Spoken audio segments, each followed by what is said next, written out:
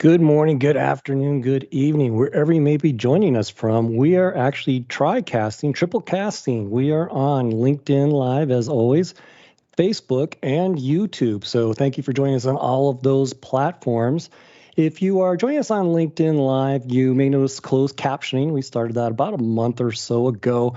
You can turn that off in the kind of lower right-hand side. You'll see a CC there. And speaking of where you may be tuning in from, do want to hit our global map. Please drop in a comment. Tell us where you might be joining us from.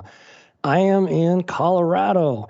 We've got our production team in Georgia as well as over in Europe, but we've got a couple new places I want to highlight for you.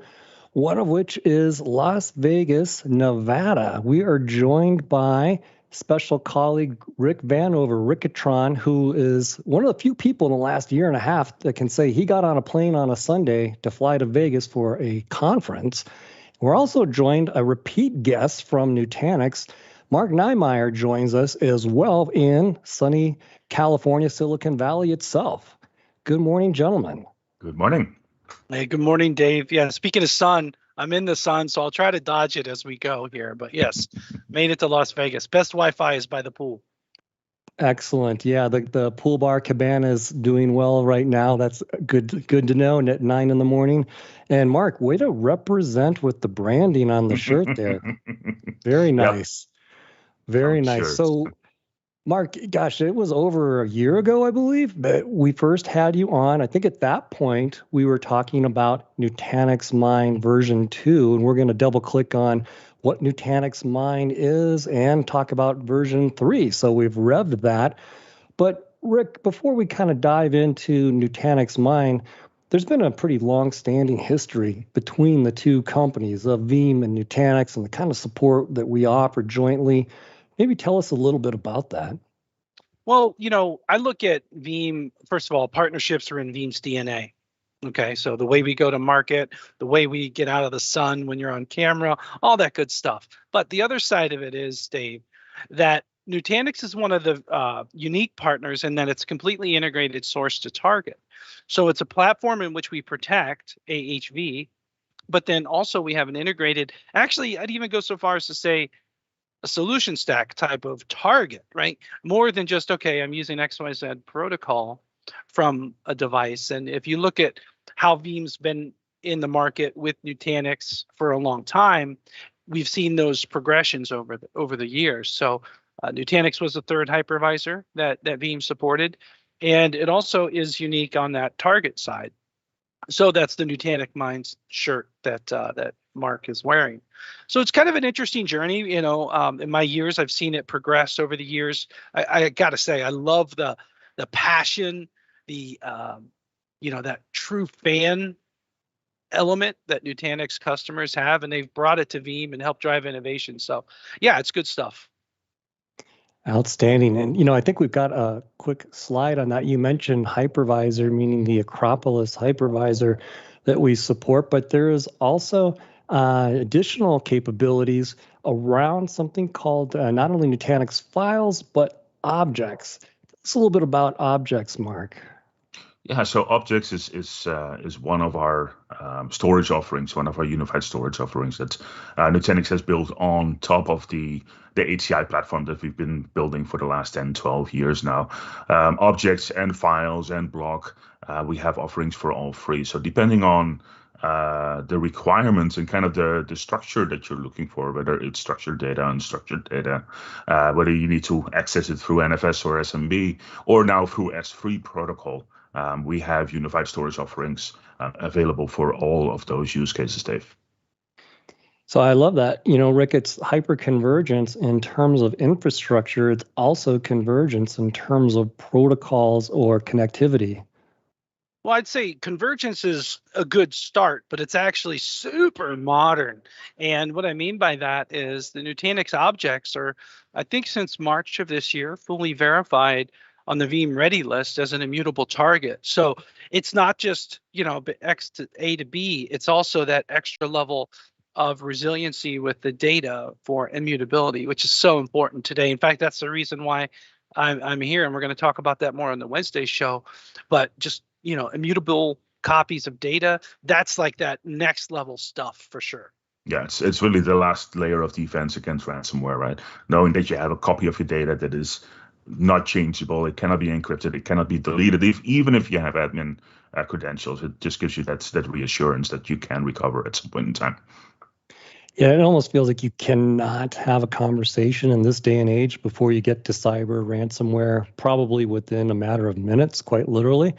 And I love that you mentioned, Mark. There's a lot of different sort of implementations out there, and they all have certain caveats associated with them, not the least of which is you better not have root access.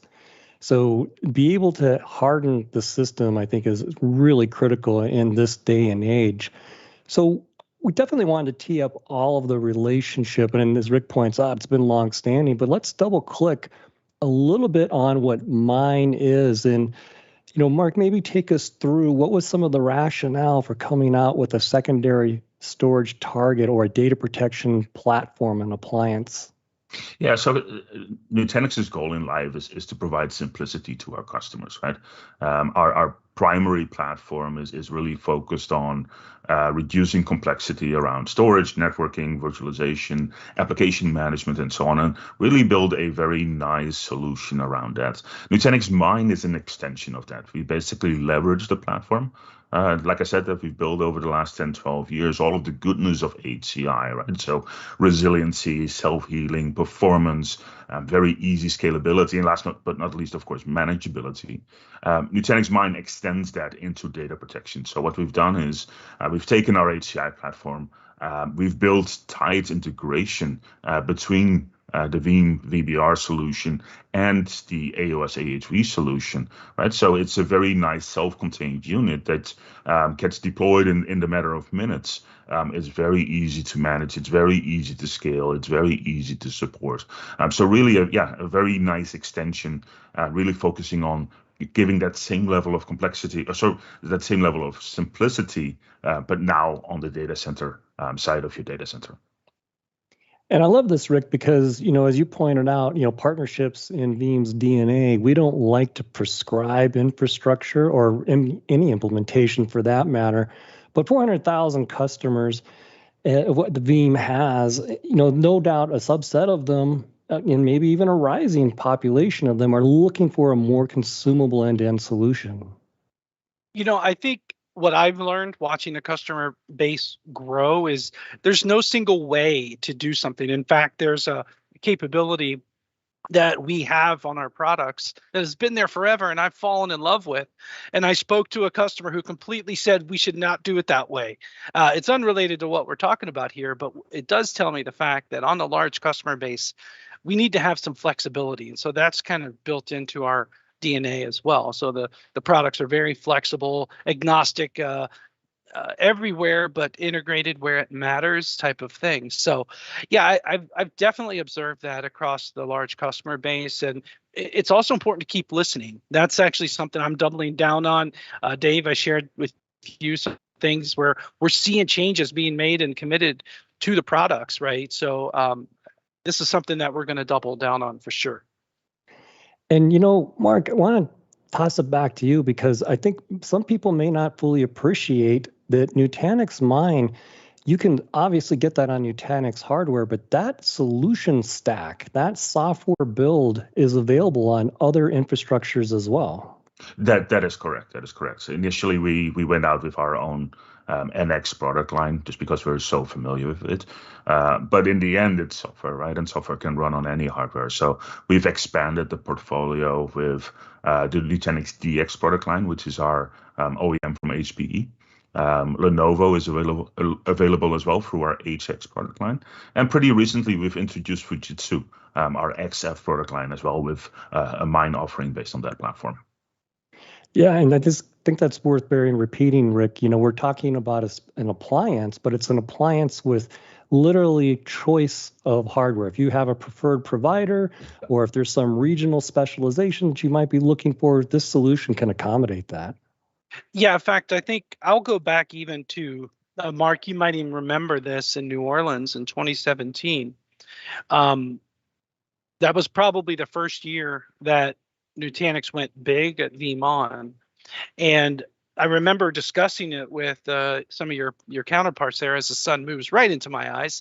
But basically, Veeam and Nutanix are actually really similar. How we go to market through the channel, how we partner in the ecosystem, and a lot of the names you just mentioned off, we partner with too.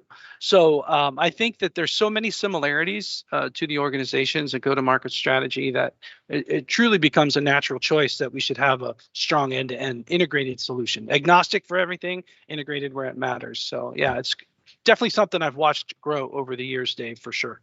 Yep. Outstanding. I'm hearing we've got a map update. Let's hit the map if we could. We've got a couple places that have come in. The United States, see Minnesota, where I originally was born, hail from. We've got Ohio, where Rick normally is when he's not flying to the poolside areas in Vegas. And looking across the globe, we've got Italy, we've got France, Nigeria, Turkey, and the United Emirates. Thank you always for being in the house. Understand we might have a little bit of choppiness on LinkedIn, but we're hearing that YouTube and Facebook are looking pretty smooth. So we'll keep working through that. Well, Mark, want to bring it back to you here because we've talked a little bit about the platforms and how Nutanix Mine can be consumed in a few different ways, but we've pretty recently, a handful of weeks ago, last month, come out with version 3 of this product. So this product is evolving rapidly. Some new things that we did when we came to market. Yeah, that's correct. Yeah, so very happy to announce that V3 is live now. What we've done is we've included the VBR V11 release, right? A big flagship release for Veeam. So all of the new functionality in 11 is live now. Like you already said, Dave, we have the objects immutability certification as part of this right now as well, right? So you can basically position a mine and an object-based solution right next to each other, so you always have that copy of that immutable copy of your data available. Another big feature that we now can support is the ability to replicate backup jobs between mine appliances. So you can register multiple mine appliances now with the same VBR server. So we can actually do like DR scenarios and things like that. So yeah, all in all, a very, very nice release. Upgrading to V11, supporting the latest LTS release for AOS and AHV as well, our 5.20 release. So really minimizing the need to upgrade all the time is a very nice perk to have as well, Dave. Outstanding. Rick, when Mark mentioned that the solution's now been upgraded to the most recent release of Veeam version 11, that could be a little off-putting sounding to some, maybe, rev the code, but we have now about, no exaggeration, 250,000 downloads of version 11 since it's become generally available in I believe the February timeframe of this year. February 11th, to be specific, 11 or 11 on the second month. Yeah, we have had a high number of downloads. I also, one thing I've done to help the market, from the general install base, is I've worked to put the upgrade center as a guide, and I'm going to send this over to producers to push in the chat, but to kind of walk through the upgrade. I mean, there's been a post GA update. And then we're scheming some other updates for it as well. But yeah, there's been a high amount of adoption because there's been some very, highly anticipated capabilities that really are driving the upgrade. And then on top of that, for a lot of people, it just works. We really want to take the pain out of the upgrade. We move pretty quick. We know that. But in the scheme of things, we move pretty quick. So the thought here is, people are downloading it. People are getting ready for it. And I got to dodge the sun again. Yeah. So, Mark, one of the things I think is interesting is one of the, I call it implementation updates that's been made in version 3 is you can certainly run all of the Veeam components on Nutanix Mine, but that can now be federated, or you could actually implement that in a couple different ways now. Yeah, that's correct. We've added a lot of scalability components to the version 3 release. We now can support up to 16 nodes in a cluster, so really giving you that strength and that capability of expanding your capacity on demand. Right, you can start really small and just add nodes, or if you have a bigger environment already, you can leverage different platforms as well. Right, so larger, deeper storage nodes, denser storage nodes are supported with V3 as well. But at the moment, yeah, you scale out and you're looking at clusters that are 8 nodes or more. We actually install more copies of the Veeam software as well, so more proxies, more repository VMs, so we can parallelize the incoming backup traffic even more and giving you even greater performance. And that's one of the things I think is so interesting about the fundamental Nutanix architecture is that ability to consume more resources seamlessly, not have to do a sort of a forklift upgrade. It's like thinking about it from a car perspective. You don't have to trade in, or you don't have to rip and replace. You can literally just extend. Now the same thing's happening with the software components as well, meaning how you want to deploy Veeam, how you can scale the ingest. So this is a solution that I'll say it comes in kind of t-shirt sizes, small, medium, large, extra large, but there's ability to fine tune this even within that. And I think that's really an important distinction because, Rick, as you know, everyone wants simplicity in these days, right? You want the ability to do what you want to do, but you want it also to be easily consumable, easy to manage. Yeah, indeed. And the other aspect would be some flexibility and the different options and scalability up, down, all those different out type of scalability options, and had to switch to sunglasses. It just was getting to me. But yeah, people want flexibility. And just like I changed the glasses, sometimes you need to change things up. And so changing the t-shirt size is a great way to start.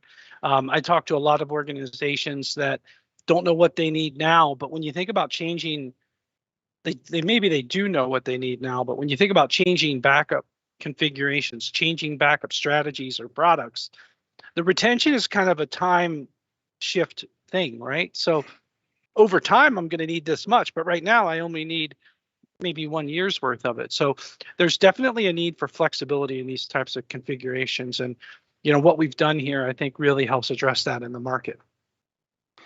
Yeah, and I think, when we look at what people also are looking for, it always comes down to cost sooner or later, regardless of how they express that, whether it's the initial capital outlay, ongoing maintenance, training that might be associated with that.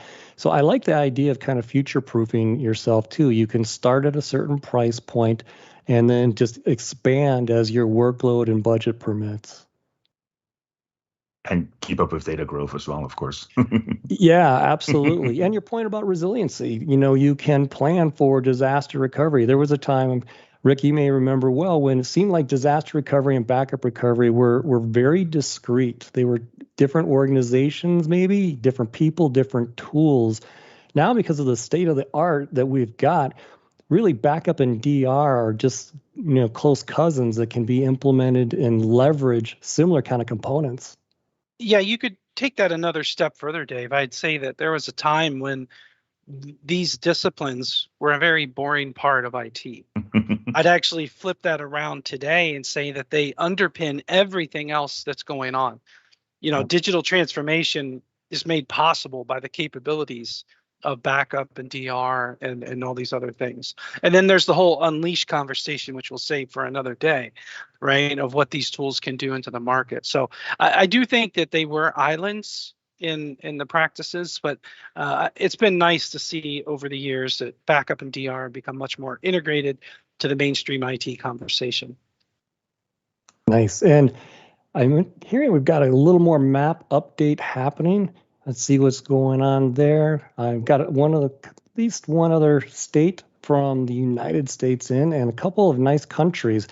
Have to go to the big green first. Welcome, Russia. Thank you. It's always nice when we get some of these larger countries, really lights up the map. We've got New Hampshire. Rick, that could be our boss dialing in, so we're going to have to be in our best behavior. Also got Congo and the Democratic Republic of Congo dialing in, as well as Israel and Thailand. So thank you very much for that. Certainly appreciate everyone coming in. continue to give us a shout out. Also, if you have questions, feel free to drop those in. I'll definitely pitch the hard ones over to Rick. So if we think a little bit about, we've got a nice slide that looks at end-to-end data protection. And Mark, maybe I'll tease up this one for you. There's a lot of pieces on here, but it's really not that complex if we walk through it. No, the story is very simple in the end, right? You have your primary infrastructure where you run your workloads, your data sets, your applications, and so on. Mine sits in the middle, really providing that protection for any workload, right? Yes, of course, mine does really well backing up Nutanix environments, but you can deploy mine in non-Nutanix environments as well, or in mixed or hybrid environments where we back up legacy vSphere deployments, legacy Hyper-V deployment on like three-tier architecture, your storage, your compute, your virtualization, or even physical workloads, right? Veeam can back up physical workloads really, really well as well. So think of mine as that's integrated protection for that, and then from there you can tier off to storage that is optimized for long-term storage, whether that is cloud-based storage like AWS or Glacier or Azure Blob. We can go to tape if you still need to, if you still have to because of compliance reasons. But if you want to keep it in the Nutanix family, of course, like we said, Nutanix Objects, very nice solution for long-term archival while giving you that extra layer of worm protection as well against ransomware. So really a nice 1, 2, 3 story there, Dave.